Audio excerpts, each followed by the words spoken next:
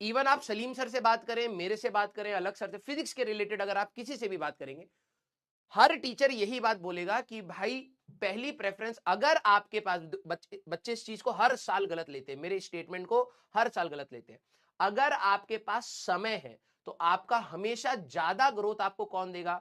एक इंटरवल में full fledged lectures ही देंगे, ठीक है। अब आप समय कम है तो नो डाउट उस कम समय में क्या चीज बेस्ट की जा सकती है, वो चीज हमारे पास मंजिल है, ठीक है। लेकिन मैं वही कह रहा हूं, अगर आप फ्रॉम दी, अब जैसे आपको कोई भी वो चीज मिलती है कि भाई मंजिल में आज इस चीज का लेक्चर है और वो आपका बैकलॉग है, तो थोड़ा सा पढ़ के आप लोग भी आइए। देखिए, आप लोगों को वहां पर थोड़ी सी प्रैक्टिकलिटी चीजों को समझनी पड़ेगी, ठीक है। प्रैक्टिकलिटी ये है कि यार जो चैप्टर टीचर ने क्लास में अप्रोक्सीमेटली इंटरवल में हो सकता है 2-2 क्लास लेके 7 क्लासेस में खत्म करा, 14 घंटे लगे, टीचर वहां पर भी 7-8 घंटे में खत्म करने की कोशिश करेगा, सारी चीजों को टच करेगा।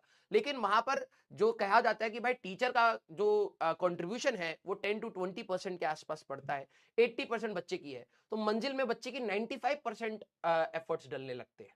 क्यों? क्योंकि टीचर अगले दिन दूसरे लेक्चर के बारे में बात करेगा, पीछे के बारे में बात नहीं करेगा उतना, कि भाई पीछे में क्या करा तूने, तूने पीवाईक्यूज लगाए नहीं लगाए, तूने रिवाइज किया है नहीं किया। इतना टाइम क्रंच है कि वो आगे बढ़ता चला जाएगा। अब बच्चे जो चीज अपने एफर्ट्स कम रखते हैं वो सोचते हैं भाई टीचर ही सारा करके देगा, उनको शायद उतना इफेक्टिव ना लगे, ठीक है। तो आप सभी लोगों में मैं कहूंगा कि अगर आप, जैसे मैंने आप लोगों से पूछा भी था कि आप लोगों का बैकलॉग कितना है, कुछ बच्चों का अगर चैप्टर बैकलॉग है, तो जेई मेंस 1 से पहले अब टाइम क्रंच है, तो आप ये कर सकते हैं कि आप मंजिल से पढ़ लीजिएगा उसको, ठीक है। और मैंने आपको बोला भी था कि कुछ चैप्टर्स अगर आपके छूट रहे हैं, फॉर द टाइमिंग छोड़ के आप प्रेजेंट चैप्टर पर अपनी एनर्जी लगाइए। सचिन सर ने भी ये बोला था, रिवीजन आप कर रहे हैं वेरी गुड, बट इसके चक्कर में प्रेजेंट चैप्टर आपका सफर नहीं करना चाहिए, क्योंकि बाद में ये भी आपका एक रिवीजन का चैप्टर बनेगा, ठीक है।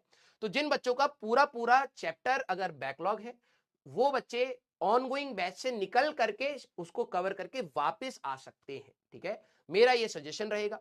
लेकिन अगर मान लीजिए आपके कुछ टॉपिक्स का ही अगर वो है, तो फॉर द टाइमिंग आप अपने बैच से ही उसको करने की कोशिश करिए, ठीक है। क्योंकि आपने पूरे साल भर कंटिन्यूटी मेंटेन करी है, टीचर के साथ सिंक भी हुए हैं, बैच की स्पीड भी आपको अब समझ आने लग गई है, तो वो आपको ज्यादा हेल्प करेगा, ठीक है। दोनों के अपने प्रोज एंड कॉन्स है, ठीक है। लेकिन अगर आपको जो बेहतर लगे प्लीज सोच समझ के ही उसको करिएगा। रीजन बिंग ऐसा ना हो कि कुछ दिन आप वहां जा रहे हैं फिर वापस आ रहे हैं, बैच में भी बैकलॉग बन गया, तो आप अपने टाइम को मैनेज करते हुए उस चीज को देख सकते हैं, बिल्कुल मनाही नहीं होती है। क्लियर? यस।